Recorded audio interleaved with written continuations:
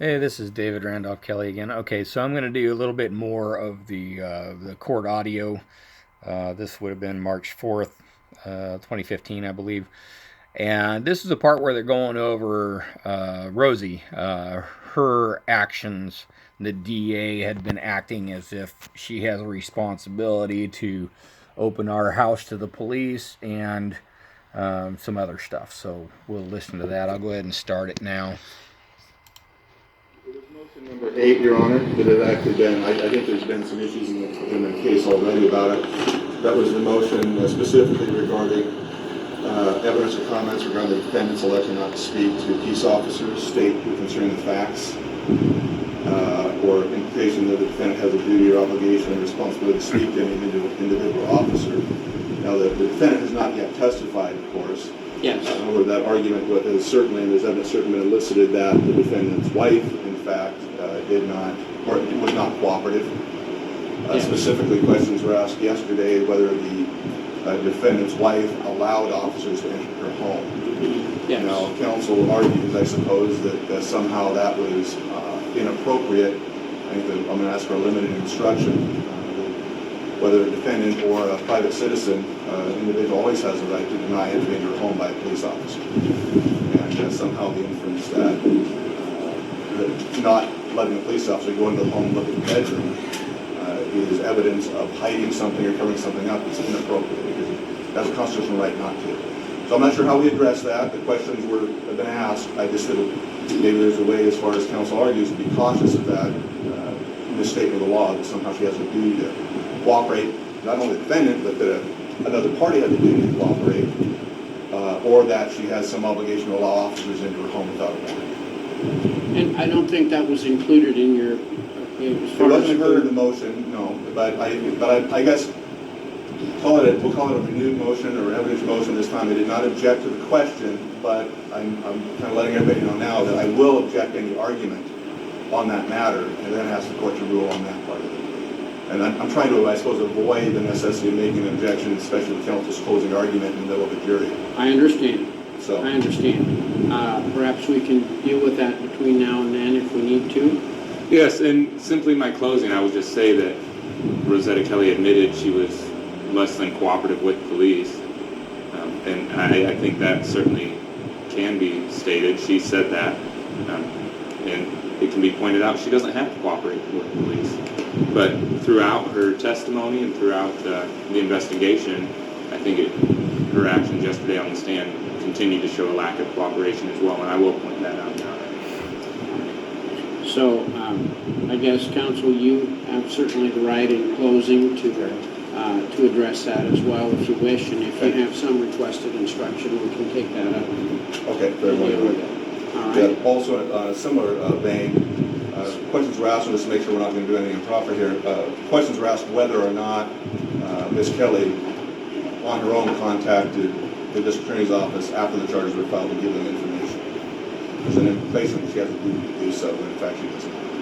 So I don't think Mr. Tigland is going to address that issue, but again, we're starting to make kind of weird, quasi-unconstitutional arguments that somehow people have a duty to cooperate or assist the state in their case, or assist them in their fact-finding efforts. It's not the defense's problem, and it will be imputed to my client or the defendant because that she is his wife. So I understand your position, sir. Are we then ready to proceed? And so as far as the rulings, as stated earlier, and I don't believe we've gotten in the situation of the defendant himself, but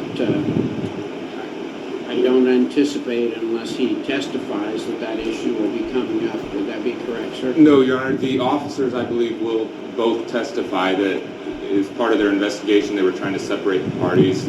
The parties would not separate at that point. They patted down the defendant and arrested him.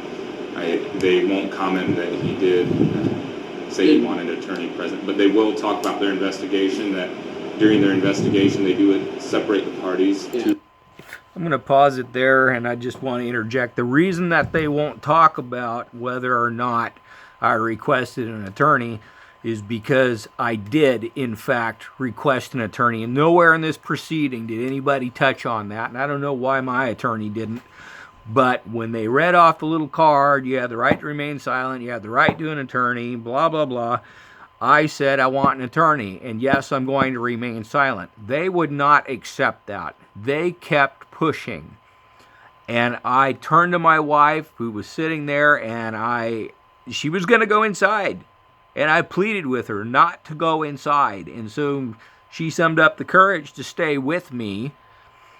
And yes, then they arrested me. But the fact is, they were not going to accept the fact that I said I wanted an attorney and that I was going to remain silent. And they were going to continue to push. And now I had two of them that were going to come on me, that were going to make her go in the house.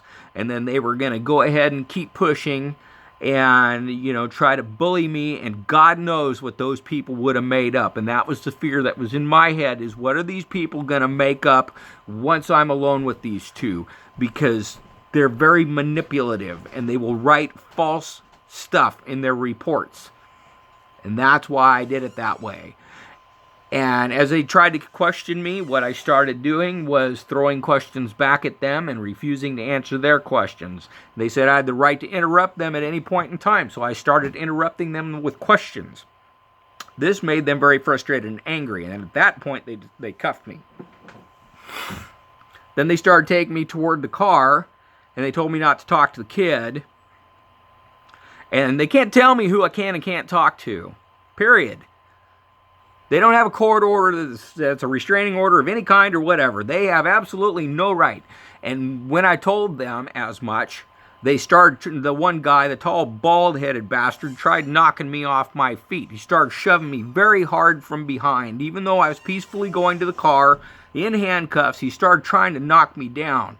And he was going to try to make it to where I was going to, have to fight to stay on my feet. And I told him, I said, I'm not going to be... I'm not going to let you charge me with any other false, trumped-up crap, Whatever it is you're making up already is plenty. I'm not going to let you make up more. I'm just trying to stay on my feet. And none of that ever came up in court. But that's why they stated it like this on audio. My wife was there. She saw. And the kid saw, and as the kid saw, he was laughing. He was laughing as all this happened. This was funnier than hell to him. He'd made up tons of stuff. And, he passed it off to the neighbor. And he'd been picking his face and all this kind of stuff. And eventually he was successful in getting the police to come along and harass me for a whole bunch of lies. And that's why I'm posting all of this information, is because, I don't know if any of it's going to help me, but it might help somebody else. And, if it does help me, good. But I don't have any belief in this system at this point that's going to happen. But maybe it can save someone else. Anyway, have a good day.